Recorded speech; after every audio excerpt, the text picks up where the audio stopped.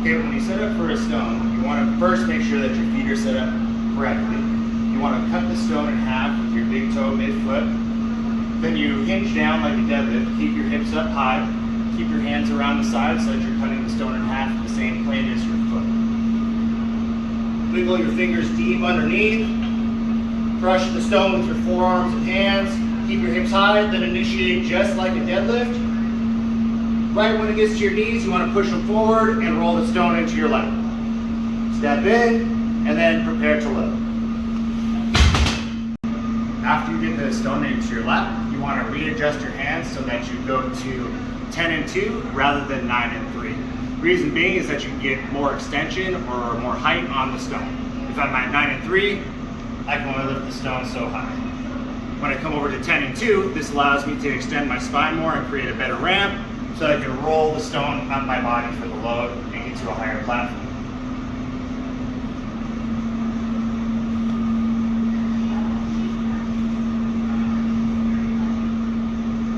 Again, feet are centered on the stone, hands go down the midline. Crush with your forearms, wiggle your fingers underneath, deadlift, knees forward, feet together, readjust to 10 and 2, hips back, ramp up.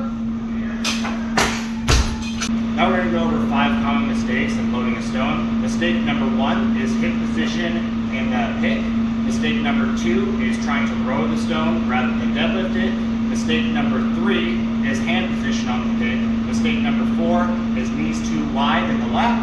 And mistake number 5 is hand position on the load. So Rachel is going to go ahead and demonstrate a high hip pick position. Hands out to the side, hips stay high like a deadlift. We have really nice straight lines here. Now I want her to drop her hips like a squat. We have a lot of rounding and power loops here. Now that's not an efficient way to pick up a stone. Now I'm going to demonstrate the different hand positions. If your hands are too far forward, the stone is going to roll back. Go ahead and show them. Not going to pick that up. If your hands are too far back, the stone is going to roll forward. Not going to be able to pick that up. If your hands are right down the middle, there it goes. Another common mistake is trying to row the stone into your lap. This is dangerous for your bicep and it's not going to work on heavy stones. Go ahead and show them what a row to the lap looks like. A lot of pressure on the bicep, and with a heavy stone, that's just not going to come off. Go ahead and face this way. So now we're going to show you 2 different knee positions. We're going to go wide knee first, show you why that's wrong. Then we're going to bring our feet a little bit closer together and show why that's how you want to load a stone. Go ahead and pick, put it in your lap with wide feet.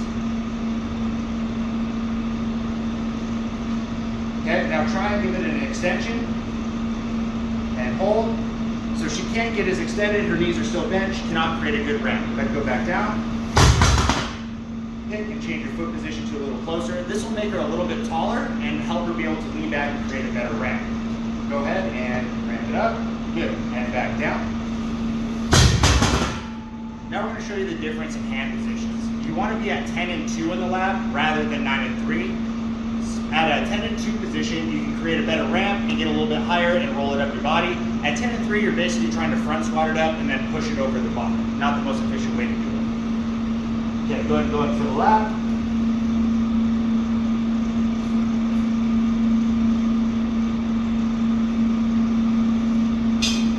So her hands are at 9 and 3 o'clock right now. She's going to try and stand up with it.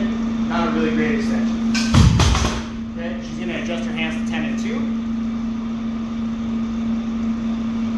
Move your hands, now extend.